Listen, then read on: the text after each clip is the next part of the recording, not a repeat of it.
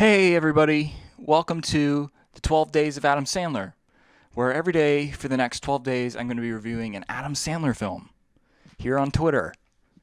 So, yeah, we're going to start with Click first, which follows the story of Michael Newman, who is a designer of some sort. He is drawing floor plans throughout the movie, but also he brings in a model for a client. I'm not exactly sure of what his job position is the point of what I'm trying to say. His wife is played by Kate Beckinsale, who's given him some lip. She's given him some lip throughout the whole movie about putting work before family. I'm just kidding. That's a legitimate reason to be upset with your significant other. But stupid middle-aged man Adam Sandler can't figure out the remote, so he has to go to Bed Bath & Beyond to find a universal remote, where he finds himself in the Beyond section. Where was I in my notes here? Yeah, he finds himself in the Beyond section, where he meets Morty, who gives him the universal life remote, and he figures out with this remote he can shut up his annoying wife's yapping and fast forward daily annoyances and traffic and all that good stuff. Well, it turns out the remote is remembering his actions, and it starts to fast forward chunks of his life without Adam Sandler doing anything, which leads to this epic scene where he wakes up and he's a big fat guy. That's right, guys. He's a big fat guy, and he has to look down on his stomach and jiggle the fat and go, "Oh, I'm fat." It's stupid.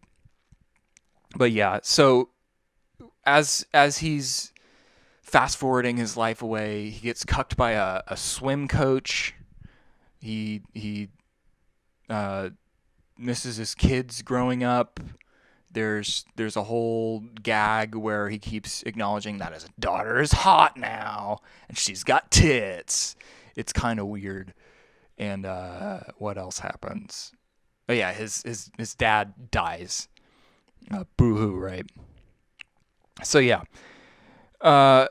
In the end, it all turns out to be just a dream, or debatably. So he wakes up in Bed Bath & Beyond, and it never happened. It all never happened. And he goes home to see his kids and wife, and the remote is sitting on the counter with a note from Morty basically giving him a second chance with the remote, but he decides to throw it away.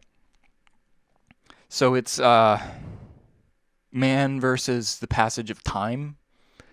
It's man versus daily annoyances, and man versus remote.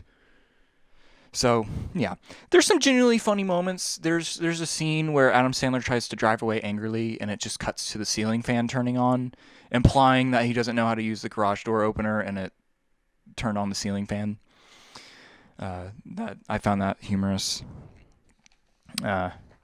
There's a heavy reliance on kids cussing, which honestly I think can be done right. I think it can be funny when it's done right, when it's unexpected.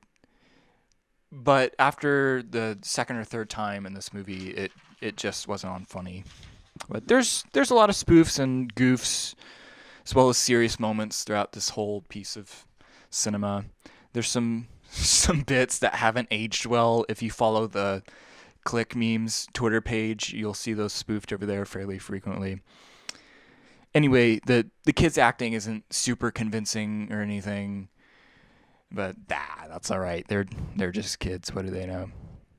Knight Rider was solid in this, as always. So is Fonzie. Always gotta love Fonzie.